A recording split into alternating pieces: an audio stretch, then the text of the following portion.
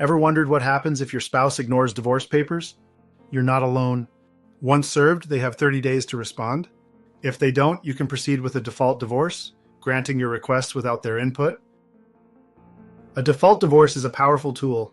It allows the court to finalize your divorce without your spouse's involvement. This means you can move forward even if they choose to remain silent.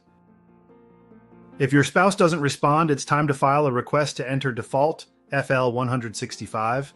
This step is crucial to keep the process moving forward without unnecessary delays. Submit your final judgment package, including proposed settlement terms. If everything complies with California law, the court can approve your divorce without a hearing, streamlining the process. Once approved, your divorce is finalized after a 6-month waiting period. Your spouse cannot challenge the terms except in rare cases, ensuring a smooth transition to your new chapter. Receive your final divorce decree, making the divorce official.